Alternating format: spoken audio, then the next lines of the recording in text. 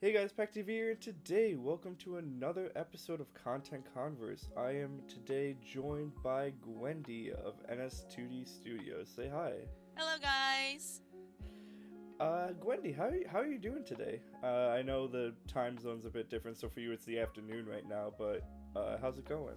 Yeah, I'm doing great. I actually just came from like a really bad illness, so being able to finally. Okay, hold on. Yeah, you can hear that in the background. Don't worry, people who know me know that I have a little boy. So let me just. Okay, his dad is taking him out now. Okay, so basically, I am feeling great, is what I'm saying. Because health is wealth, you guys. Like coming from an illness and then you're going back into a healthy state, there's a Mhm. world of difference. So now I'm just really, so when people ask me how are you doing, and I can like genuinely say I am absolutely fine. Yeah, no, I saw the update video you made a little while ago talking about what was going on behind the scenes and everything. I mean, that's got to be that's got to be scary, right? You just like end up being also so uncertain for a bit. Oh yeah, it was probably, it was dicey, really dicey at one point. So it was really scary, not just for me but for my family as well. But kind of managed to pull through. So more time to do more chaotic stuff. So obviously, for those who don't know, Gwendy, you're an artist slash animator on YouTube and social media, but you also own company NS2D Studios. I guess on the artist side of things, what led you to becoming an artist slash animator? Like, what was the spark, I guess, at the beginning that led you down this path? That's actually a really great question because it's something that I would also like to address. I know it's kind of confusing because it's NS2D Studios, so I mean I forgive people for saying, "Oh, she has a company." I actually don't. Oh. Yeah. The thing is, when I started becoming serious about animation, which was around the pandemic time, Mm, I tried to join this one local animated short contest, mhm. and I I basically like gathered up a team, and then I thought, okay, I don't want my name to just be there. I want it to be like a collective. So that's why I came up with NS2D Studios as our name to submit it to the panel. NS2D Studios means no shortcuts to dreams. So that it's a play on words, NS and then 2D animation and then studios. Right. Uh, and it's something that it's my motto in life that there really are no shortcuts to dreams because there's a lot of hard work that goes into following your passion and making a career out of it. Mhm. So going back to your other question, because it is related to that, I started out as an artist like practically before I could remember. My mom has been saying that I've been scribbling since I was like I could hold a pen, and then art has always been my passion. And there were a lot of obstacles in the way, especially in my country, wherein art is not really appreciated as much, Mm. and not necessarily as something that a lot of people look to as a career in life. It took me years, decades actually, to get to where I am. I had to fight for it. So I started out as illustrator slash comic book artist after finally being able to graduate from art school. During the pandemic, I was like, okay, I need to learn a new skill because there was a bit of a slowdown when it comes to clients. So I thought, okay, maybe I should upskill or something. Mhm. So animation has always been something that interested me even as a kid. So I started learning, and after learning, I did some fan animations, which I then used to apply for scholarships. And then from scholarships, I got training from local studios, and everything has been thankfully uphill from there. And I get to do what I really love doing, which is art and animating. Was there any at any point where you were just like, I don't know if this is the right path or maybe I should switch to something else? Were you always just like, motivated no matter what? Oh, there were a lot of times that I had doubts. In fact, my first job wasn't even related to animation or art or the arts at all. It was just something to put food on the table, and I'm like, okay, maybe I should just give up. And anyway, this job that I have is paying the bills. So, and I actually had to set my dreams aside. Hmm. And then finally, like a few years into the job, my sister came in and said, "Hey, you want to go to art school?" Because I didn't graduate college when I had my first job, and she already graduated because I helped her out with the tuition and everything. And she's like, "Hey, you want to go to art school? It's my turn to help you now." So of course, I grabbed the opportunity, and she was the one who helped me with my tuition. So it's just a give and take thing. Hmm. And really, the moment I enrolled in art school, that was when all the motivation to finish and to make a career out of art really took hold, and I have not looked back since. And that's obviously the right decision at that point. I mean, you're here now. Yeah. Although I honestly didn't think that I would even be an animator. Because I was really focused more on illustration and comics. Hmm. Um, I wouldn't say it fell on my lap, more as it like things just happened to lead that way. Hmm. And what I did not know was that how big this thing was gonna be. Like I had no idea where it was gonna lead me. I was just having fun basically. Right. Which is always important. Like, even if like you get super successful and whatnot, as long as you're having fun, that's always like, in my opinion, the biggest part of it all. And Yeah, enjoying what you exactly. do. Exactly. So I have this friend that I've been asking for advice, and I've been telling them that, um, especially when it comes to content creation and animating, I've been telling them no. The first thing you have to do is like not follow the rules of like, oh, you have to post on this date, you have to post on this date, you have to make this one, because that would make everything a chore. So I've been telling them the first thing you have to do is have fun, Hmm. because if you don't have fun, then yeah, it's gonna be tedious. As we know, it doesn't always like start with art and stuff on YouTube. You first started doing making anime slash game AMVs on YouTube about 16 years ago, Oh my uh, god, I and knew you were gonna look into that. and your first one was a Tekken one. You did a lot of Tekken ones. Oh yeah. Do you have a favorite AMV you've done? And if it's a Tekken one, which one's your favorite Tekken character? Okay, that was way back when YouTube was still in its early days, and I think my favorite one is Taking Over Me, the Jun and Kazuya AMV that I made based on the anime, the first Tekken anime movie.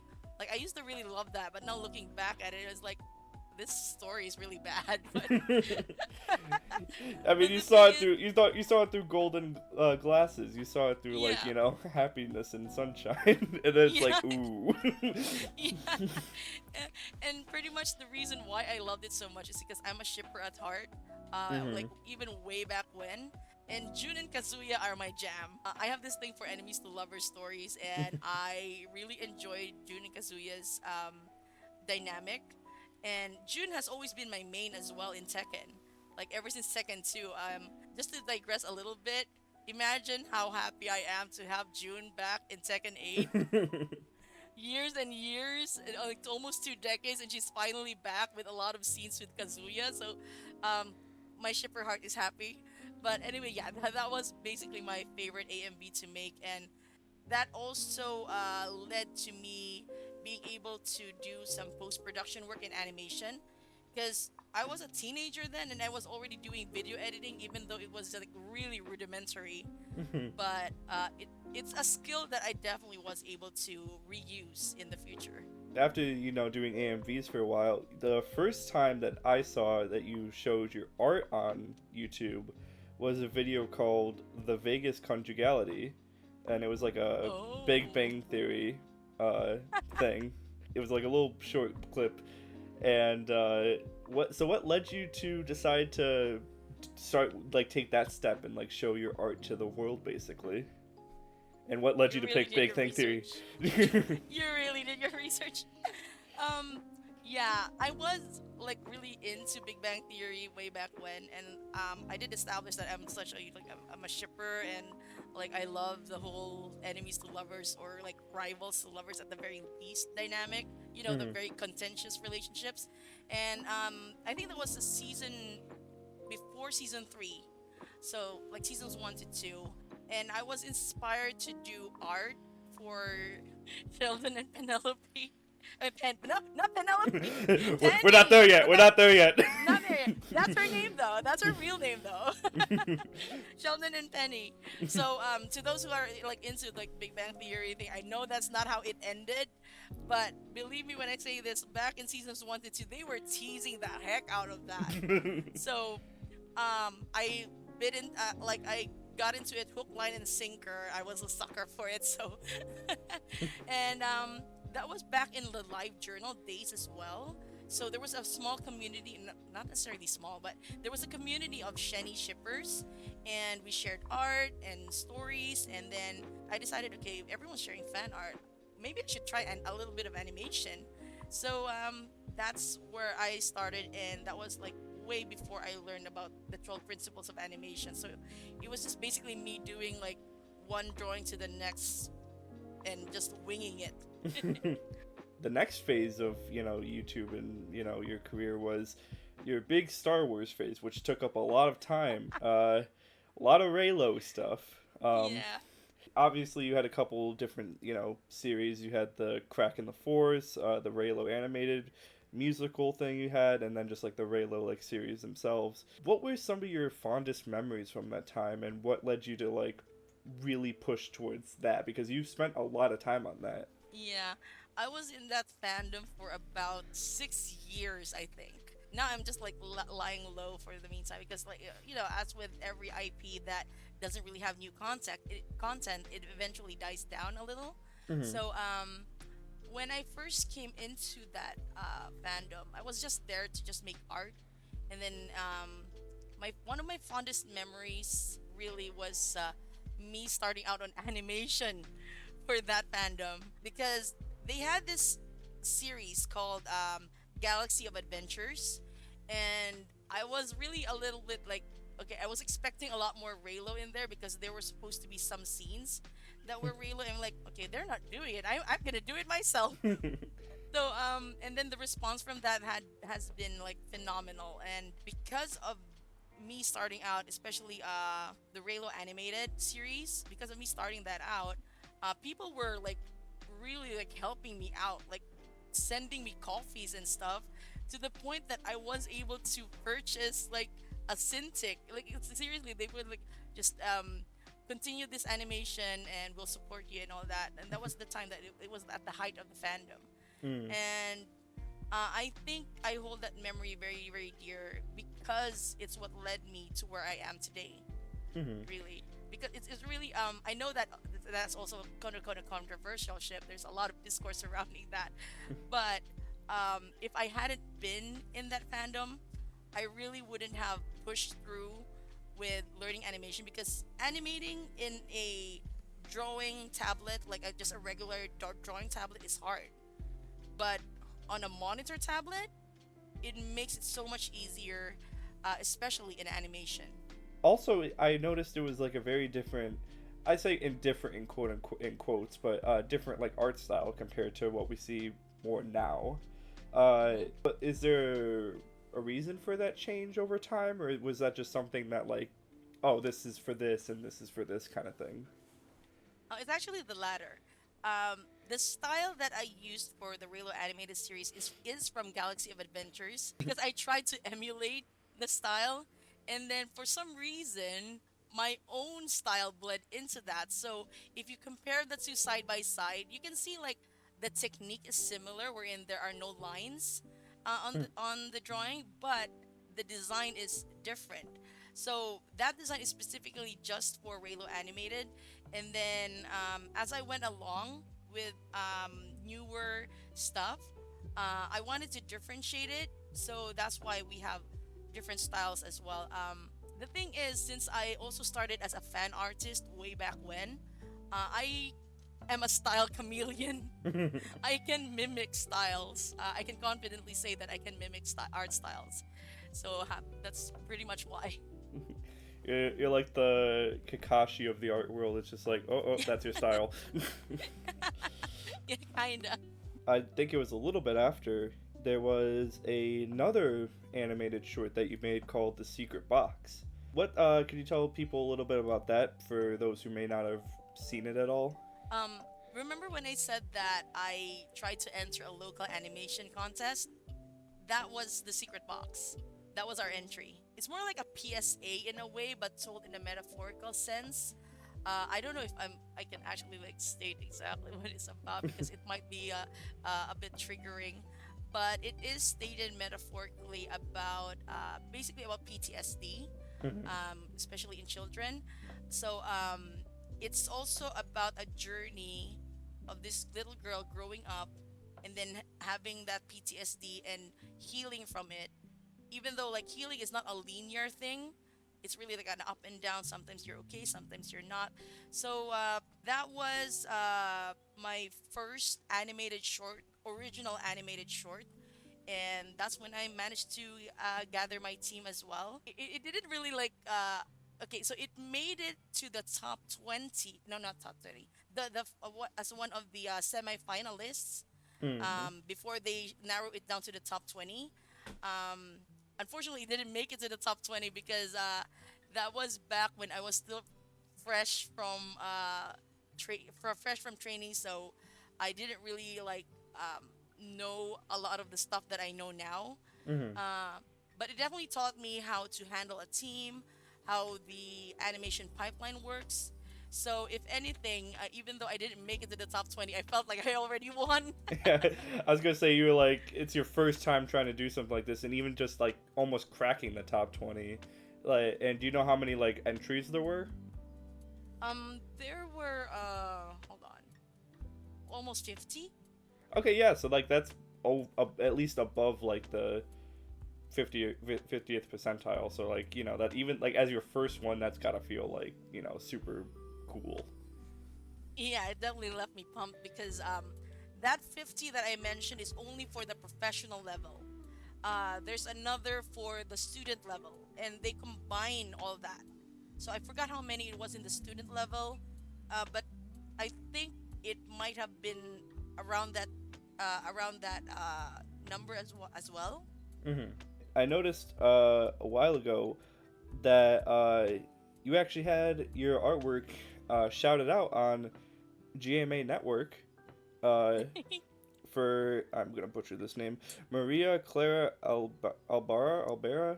I'm so bad with names, but how did that feel? I mean, that's got to be cool having like a huge thing like that recognize your artwork and like post it out there for people to see.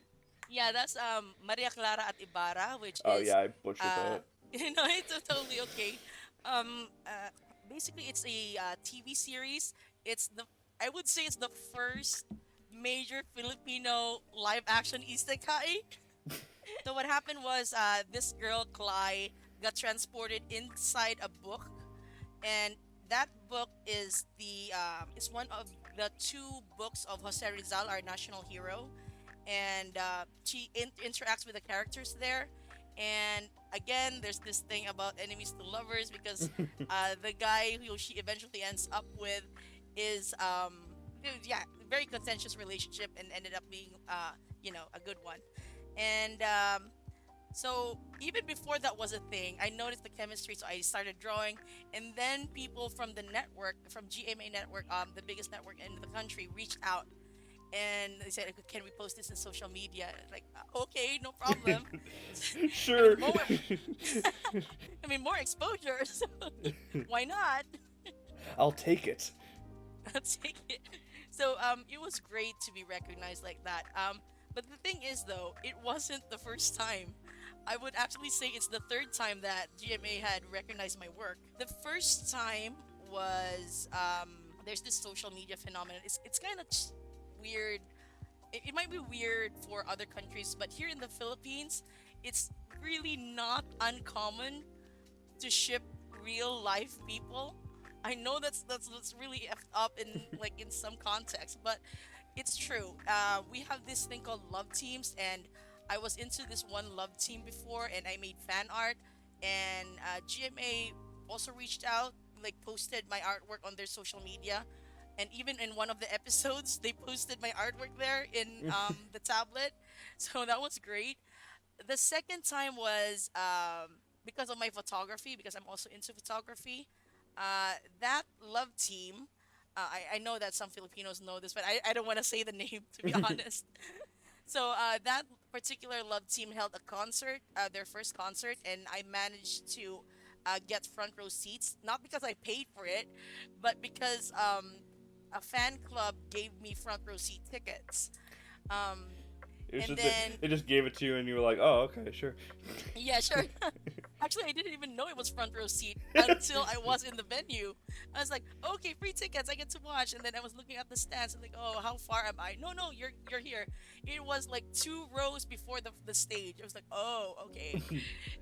And then so I had my camera, and then it ended up that my photos were a lot better than the professional shots. I don't know. I don't know exactly how that happened. They could roam around. I was just seated in one seat, and then it became mega viral, and newspapers were, reached out and asked if they could use the photos, which of course I told them they could, and it was helpful in my photography business. I was gonna say that's got to be like a huge like boost. Oh yeah, yeah, oh yeah. I mean, they may not have paid me, but sometimes exposure can be good. Sometimes, Yeah. so especially with that big of a network and those big of newspapers, I'm like, okay, okay. Even if you don't pay me for the photos, I get my name out there. That's more than enough payment. And of course, the pandemic happened, so I had to stop the whole photography thing. But it was fun while it lasted. So Hmm. that was the second time, and then the third time was the Maria Clara at Ibarra thing, and then after that, I have not really done anything for local stuff. They're probably sitting there like, "Where's Gwendy? We haven't seen her." For... People were looking for me in that fandom because I wasn't active anymore in Twitter. Sometimes I just like slink away from a fandom. Like if things get too rough, I'm like, okay, I'll just slowly fade away. They will never notice me. Yes. A lot of people might be watching this because you are now a quote unquote official animator for Epic the Musical. Yeah. Um, and that started with There Are Other Ways. That was your first video on the the Mhm. Musical. How did you discover Epic the Musical, and what led you to decide to make that? With Epic, the very first exposure I ever had with Epic is in TikTok. Barbara Wangui's song or audition, I think it was, for Love in Paradise. Mm-hmm. So that was the very first thing I saw, and then I was like, "Oh, this is really nice." And I'm already into musicals. And I'm like, "Okay, this is really nice. I hope it comes back to my FYP." It never did.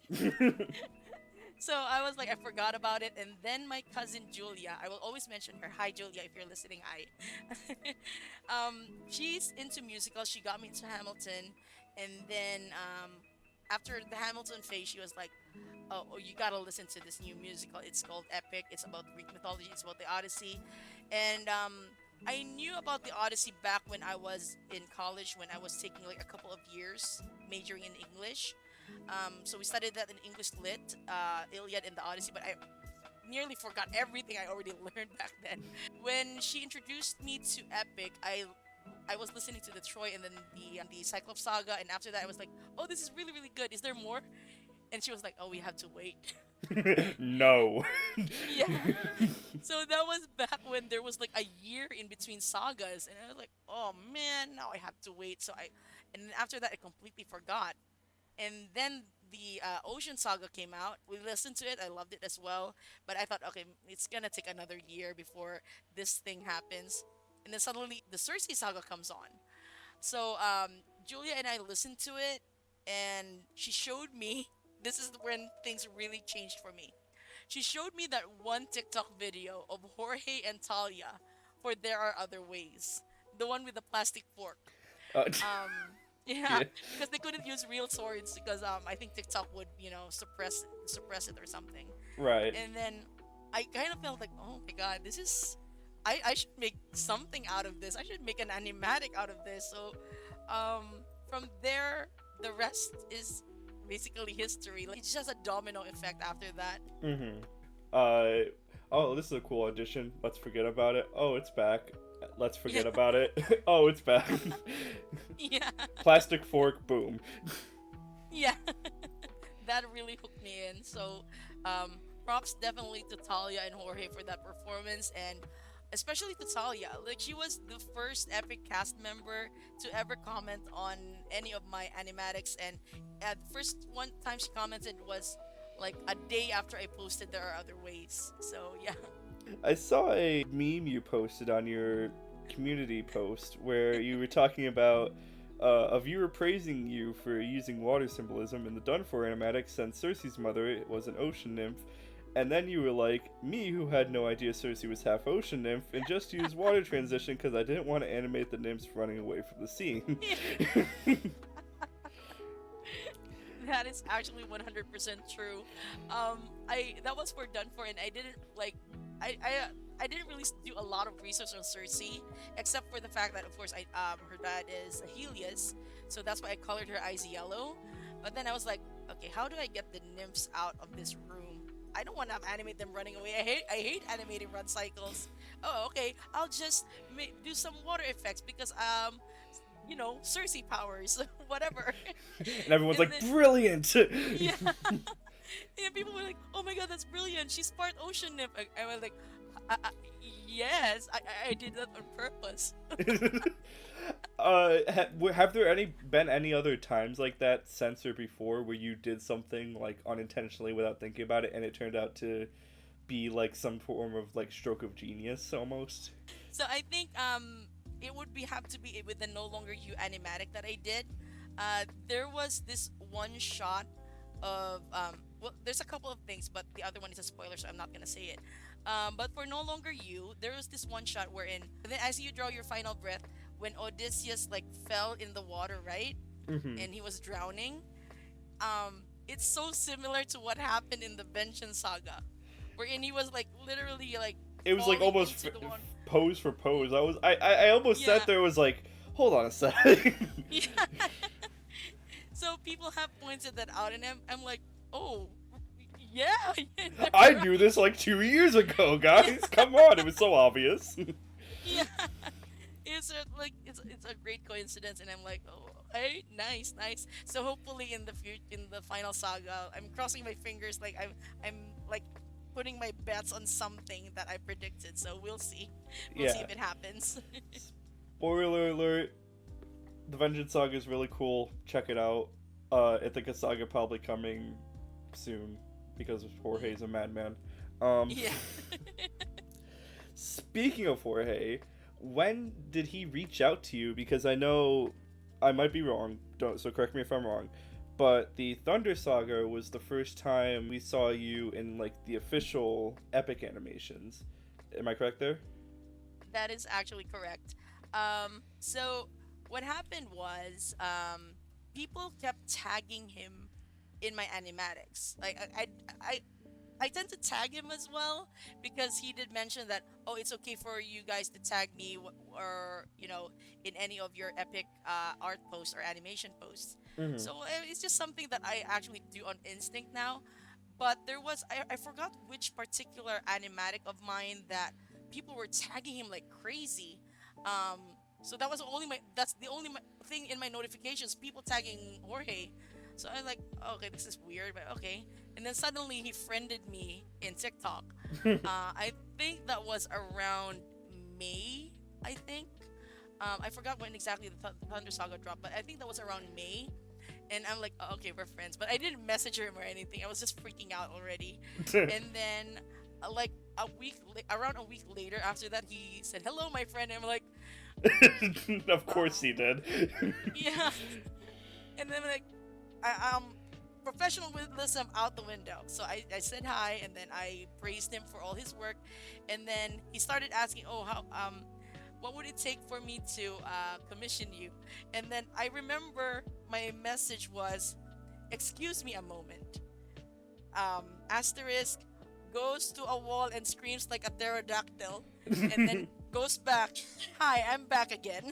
So really, from the start, I was like already like not really speaking in a way that I should be as a professional. So I was already freaking out, and Jay seems to be very receptive of that. So it's all good. It's all good. And then that was the time that he commissioned me for Different Beast, and I think that was Yeah, it is. It was the one of the two songs that had been kept a secret. So I was like, oh, okay. And then he had to explain to me what happened with suffering and when then what happens the entirety of different beasts. But he only like commissioned like 10 seconds because since I was new, he was like trying to test the waters at the time, Right. on what I can do. And I had to stop all online activities. I stopped streaming. I stopped posting because I didn't want to like accidentally spill the beans that I'm not only working with him, but I knew what those two mystery songs were. So it was a relief that the Thunder Saga finally came out and I could finally talk about it. So yeah, that was pretty much my story of how I got started with being commissioned by Jorge. I mean, that's got to be like the hardest kept secret because he did it back in May. That's got to you got to hold a secret for 2 months. Yes, exactly. And people were wondering, why haven't you been streaming? What's going on with you? And I'm like, just busy with work. And I kept getting that excuse. Oh, I just recently started a new job. Well, technically that's not a lie, but Yeah, I'm not lying, guys. I'm just not being specific. yeah, exactly. So it was really hard for me to keep it a secret back then. But I think as time went on, I'm able to like really like resume my online activities without really spoiling anything and without Hmm. really saying anything. So I think I've gotten a handle on that. What would you say was your favorite to animate? Oh my gosh. This is gonna like make me sound like this is gonna make me sound really strange, but the torture scene. I have to say that torture scene. All right, guys. She likes animating torture. Write that down. So it actually was what kept me going. Um, because that was the time that I got really sick, and all I could think of was that at the time I was also working on Dangerous, and then Jay was like, "Okay, I want you also to do a second animation, but we'll see how Dangerous goes first." So when we were halfway done through Dangerous, he asked me again if I could actually do it. He knew I was starting to get sick, but he was really worried, and I was like, the torture scene is the only thing that's keeping me alive. Or no, well, not that dramatic, but the I think my word was that the torture scene is the only thing that's keeping me going. I think that's some of those were my words. So he did give me that gig as well, and so yeah, that's why it's my favorite. Another reason why it's my favorite is because I actually had to use a different app, and I managed to get a different animation technique.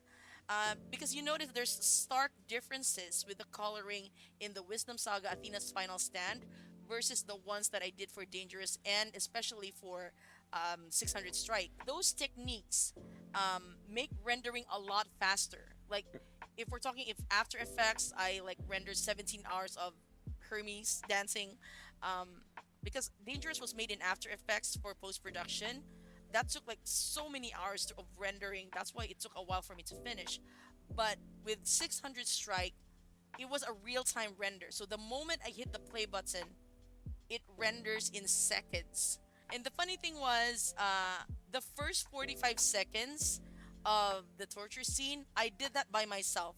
I do have a team, but for that one, I did all the coloring, the shading, the inking, the animation, the backgrounds, the special effects for the first 45 seconds because um, it was getting to a point where in Jay really wasn't sure if I could make it in time because he knew I was still recovering.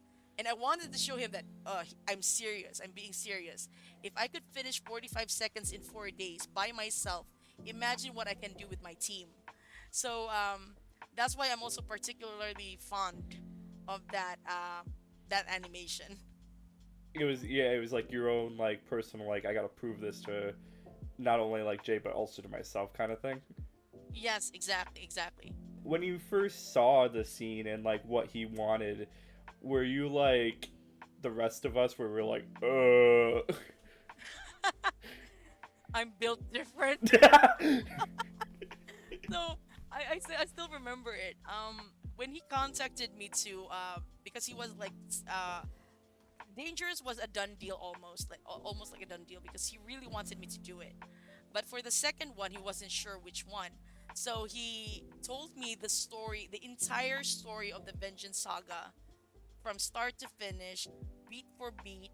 And then towards the end, when he said, "Oh, by the way, Odie picks up the trident," and like my heart dropped, like my jaw and my heart dropped. But then the moment like he explained to me what happens to Poseidon, I was like, "Yes, deserved." He And deserved I'm it. He deserved it. And then I was like, and then finally Jay asked like, okay, so which of those scenes do you feel like you have a calling to? And I'm like, the torture scene. That would torture one, Jay, Yeah. please. So and then he said, okay, I can't promise that I'll be able to give it to you, but we'll see what happens. So everything turned out okay, and I got that one scene. That The one you were fighting for. yes, the one I was fighting for sure.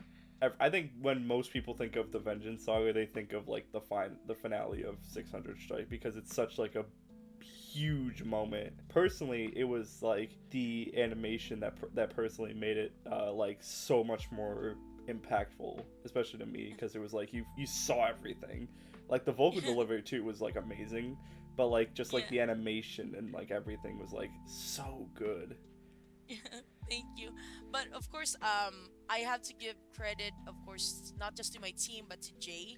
Oh my gosh. There was actually like a rough animation that we did from, I think it was, I worked on it for 2 days while I was in the hospital.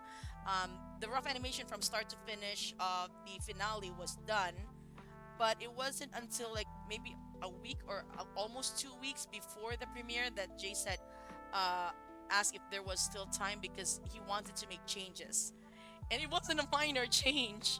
Like from the 50-second mark all the way up to the end, he wanted that one camera shot of the torture.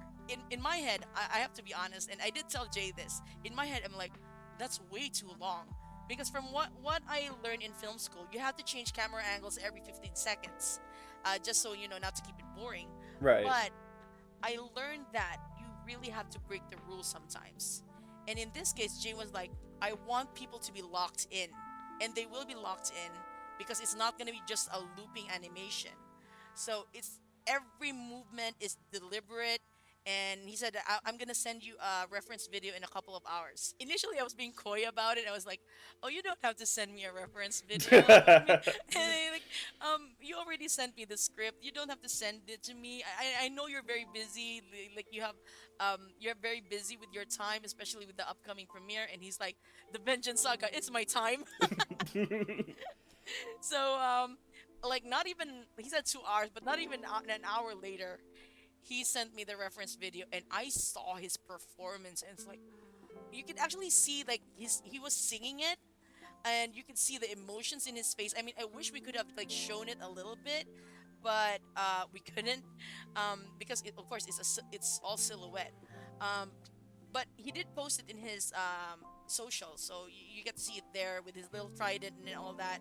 And then like the physicality of his acting, the emotions in his face, the way he sang it, it was very inspiring. Mhm. So that's why and then I rotoscoped it. I did most of the animation work and then I passed on the coloring aspect to my team. It was of course very long, so we had to like chop it off in 5 second segments and then I sent it off to my team. And the funny thing about that was initially I thought it was this just gonna be like this one scene. And then Jay said, okay, maybe we can add like a shot of Poseidon. Uh, so and then the initial plan actually was like every strike there's gonna be like a lightning strike to illuminate the scene. But then he must have like thought, it's probably like too gory at that point. We want to keep it a mystery, you know, Right. um, and keep everything up to the audience's imagination up until we show Poseidon. When he told me that, okay, I had fun again. I mean, not that I didn't have fun before, but I had a lot more fun with that. So I started sending him out the sketch, and then there were a few notes there. Initially, Poseidon was supposed to have his hand out as a like sort of like a callback to Athena when she was pleading, right? Mhm. And then there was one hand. Okay, this is gonna be like a little bit visceral, but there's one hand on his stomach, and well, technically you'll know why he has to have his hand on his stomach, and Right. then one hand out.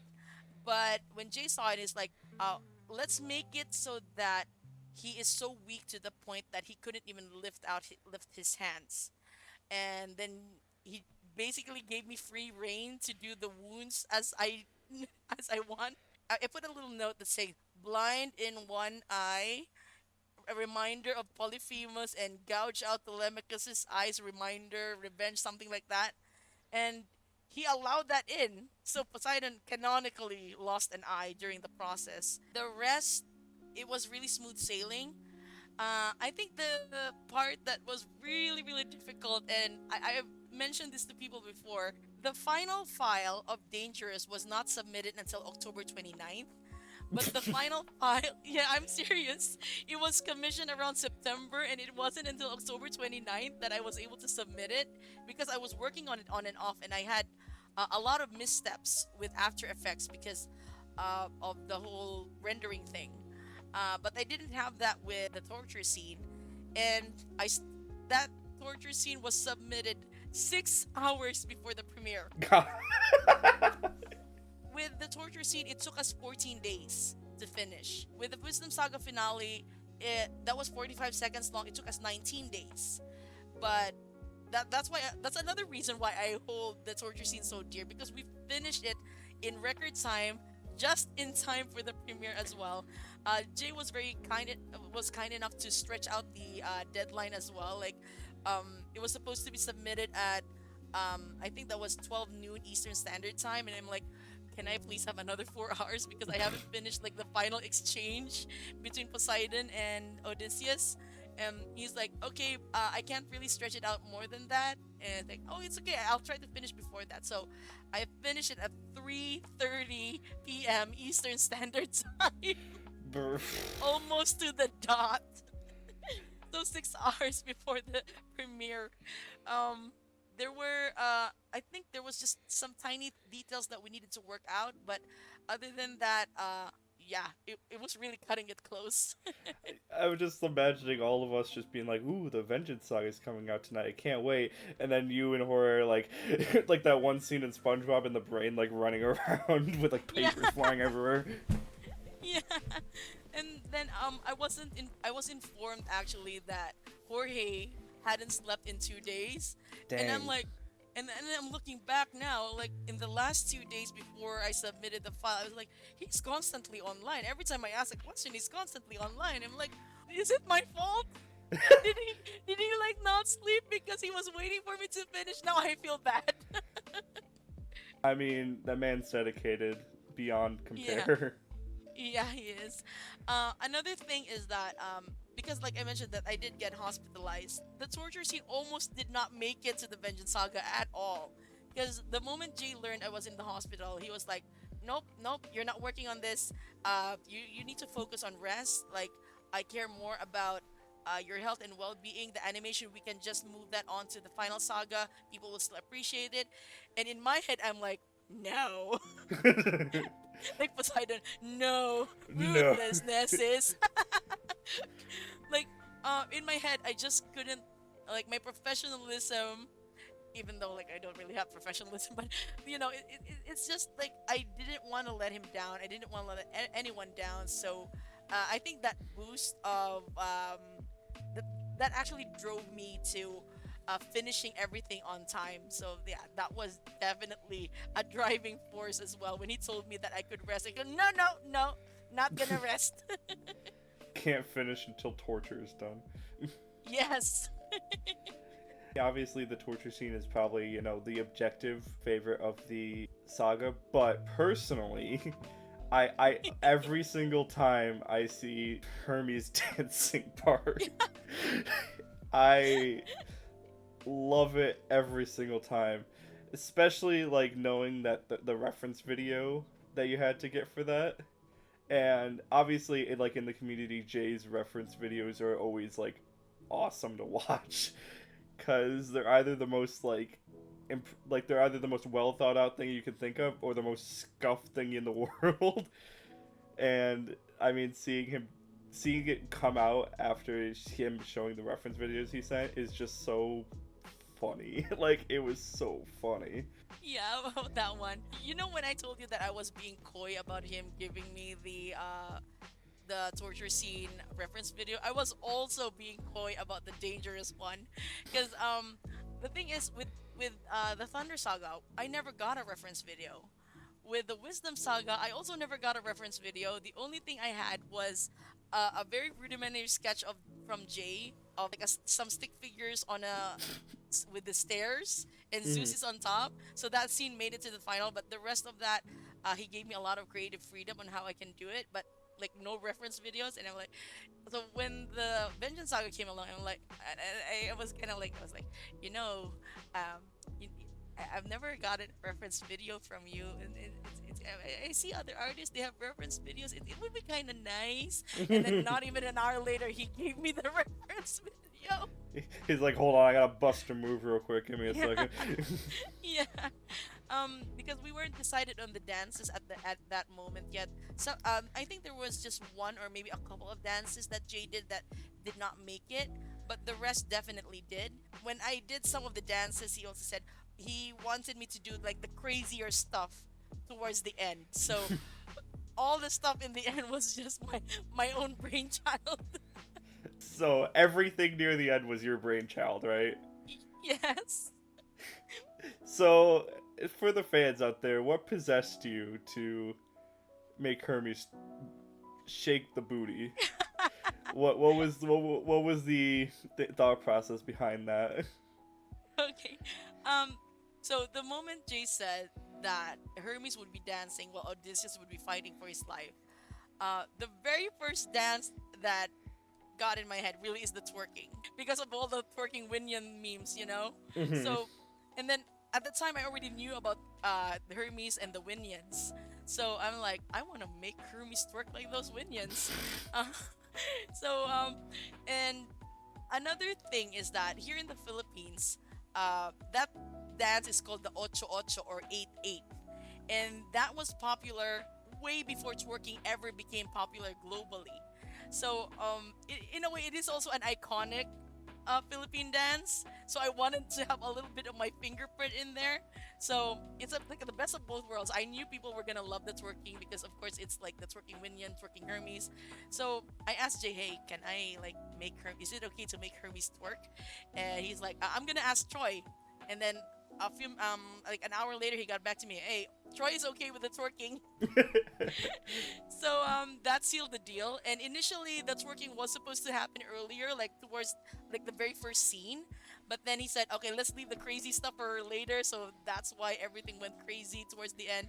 And even there's even a part where Hermes like goes pole dancing, basically. It's not super clear, especially towards the end because we zoom in. But yeah, he definitely like flew around the pole or the mast rather. Hmm. And I think I remember you saying in one of your streams, correct me if I'm wrong, that at one point you actually sketched out Hermes actually helping Odysseus, but then Jay was like, no, Hermes is just vibing and Odysseus is fighting for his life. That is actually very true. When I said about the pole dancing thing, so he grabbed the pole and then he spun around the pole and he was supposed to kick the Hydra in the face, giving Odysseus the chance to cut the Hydra's head and then burn it. So I actually did a rough animation of it. Like, the Hydra scene was actually extra long because I forgot Jace knows that there was supposed to be an outro, and I thought, oh, okay, maybe there's no outro. So I like the Hydra scene really went on for a long time.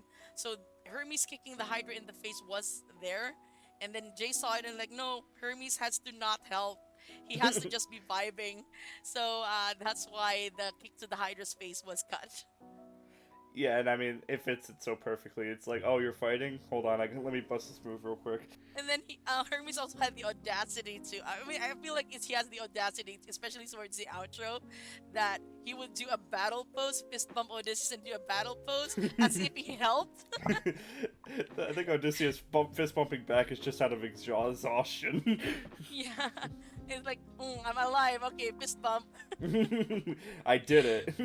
Yeah, but I thought it was still funny though. Jay was the one who like uh really focused on doing the outro. Like, oh, I want it to be like this. There's some Kingdom Hearts references there. I forgot the character names because unfortunately I haven't played Kingdom Hearts. But yeah, there's a fist bump, and it was a Kingdom Hearts reference, and even the poses were also from Kingdom Hearts. This is the hard hitting question. You can only Oh pick one no. song. What is your favorite song in Epic the Musical? It has never changed. Warrior of the Mind. S- Athena's my girl. It has not changed ever since. I don't know The, if that's gonna change in the Ithaca saga, but yeah, so far Warrior of the Mind. that's a good choice, and it's like Athena is your girl. Yeah. Athena was your girl. I remember I told you I was built different when Jay told me that that was gonna happen. I'm like, I only hesitate for just a smidge, just hesitated just a smidge. Okay, okay, I get to see like, I get to do this. It's not torture, kind of torture, I was gonna say. but yeah. Next time there's a torture scene in the upcoming saga, be prepared. Gwendy will be there. Oh no, I already have thoughts, a lot of thoughts. Do you have anything planned after Epic? You know, like and maybe tackling any other musicals or anything like that, doing some animatics for those, or maybe just doing your own thing for a bit? Oh yeah, I'm actually planning on, okay, just a few things.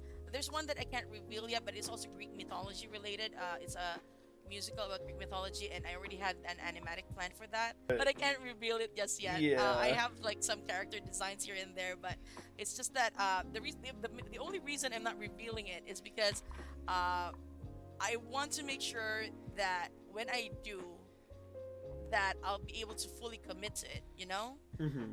I don't want to say that, oh, I'm working on this and suddenly it, falls, it doesn't work out. Uh, the other thing I'm planning is for Death Note the musical. I mean, that's another thing that I absolutely love. Oh, Um, such a good yeah, musical. I know, right? I mean, I didn't think that it would be so good, and then I'm gonna do Mortals and Fools. Mm. Uh, because I feel like there's not a lot of animatics for that one. I mean, Hurricane is like animatic to death, and also Stalemate, and the other one. So I want to do Mortals and Fools, and then as for my own personal like projects, hopefully next year I'm gonna start the pilot episode of one of my stories.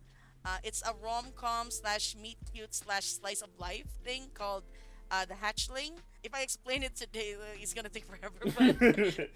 But yeah, that's something to look forward to, and I am planning on holding auditions for the voices once I work out the script. But probably it won't be until early or mid next year that I'll be able to get started on that. Keep an eye out, folks. It's gonna be there sometime. Yeah, sometime. I just thought about this now when you were mentioning like other projects and whatnot. There's a lot of reactors and stuff like that Hmm. watch your stuff, and the two that come to mind in particular for me are Mortius and Casper Fox. Yes. How did you find out that they were like really big fans of your work, and how did you even talk to Casper about like doing that little animatic of Hades in the Wisdom Saga? I love this question because Mortius and Casper, we're good friends now. The thing is, were reacting to my No Longer You video. That was their first time seeing my work, and so when I saw them do that, I decided to do a reactception. So I Uh, reacted to their reaction, and then they started reaching out, and then we started talking. We started sharing memes and stuff, and then it was actually Mortius who commissioned me first for this meme of Eurylochus and the cow. yeah. Yeah. So after that, shortly after that, Casper also commissioned me to do the Hades animatic, and we've been talking about further collabs in the future. Uh, it's just that it's taking a bit of time because I'm busy with a few things aside from the official stuff. So I am definitely looking forward to more collabs with them in the future. There's a one in particular that I cannot talk about. We But cannot I'm talk gonna about try. it. We cannot talk about it, so it's just gonna be you're just gonna have to wait. And then we're gonna have to just subscribe to Mortius's and Casper's channel as well as to Open Arms Reactions because Mhm. who knows which one of those channels will have those collabs. But yeah, I'm very excited. I always ask everyone I interview, and obviously there's a lot of things you have to keep under wraps right now. But Mhm. is there anything else aside from the stuff you have to keep under wraps that you're working on that the viewers can maybe get a sneak peek of for watching the entire interview? That's awesome because I am actually working on something. Um, so I mentioned earlier that there's a rough animation that was completely cut and replaced with that one scene, right? Mm-hmm. So that finished rough animation is gonna be reworked as my own fan animatic. I asked Jay if it's okay to reuse it because rather than just leave it to basically not be used, Right. and he's so generous and so kind because he allowed me to do it. So there's gonna be a quote unquote director's cut of the torture scene. But the difference is I'm not going to be using the trademark characters. I'm going to be using my own character designs. Mm-hmm. In fact, I already have a preview in my YouTube channel, NS2D Studios. I'm also working on the 600 Strike animatic, fan animatic rather. Uh, I didn't think that I would actually do it at first because I was thinking about maybe doing Get in the Water or a different song from past sagas. But then I figured out like about the windbag jetpack. I figured out like how to control it in a way, and it wouldn't leave me alone. And like, okay, fine, I'll do it. And and I've finished just about a minute of it so far, and I might be finished with it before the weekend is over. So what's gonna happen is I'm gonna have two separate videos, one video for the battle scene, and then another video for the torture scene, the director's cut of the torture scene. Because in case people don't want to watch the torture scene because it's gonna be triggering. So Mm-hmm. yeah, at least there's an option to they don't have to like pause at a certain point. They can just either not watch the video or watch the video if they want to. Mm-hmm. So look forward to that soon. Yeah, very very soon. Well, thank you so much for, taking an hour and 10 minutes of your time to, come out and take this interview. And no problem, Pac. I really enjoyed talking to you as well. The questions were very thought provoking and very fun. So, yeah, I had a lot of fun. Thank you so much for having me. Yeah, of course. I'm glad that I reached out and that you responded. I'm very glad that you responded because I've had a lot of fun in this interview too. I'm very glad. And to everyone who's watched and stayed all the way through, thank you so much. I will see all of you later. Take care. Bye, guys.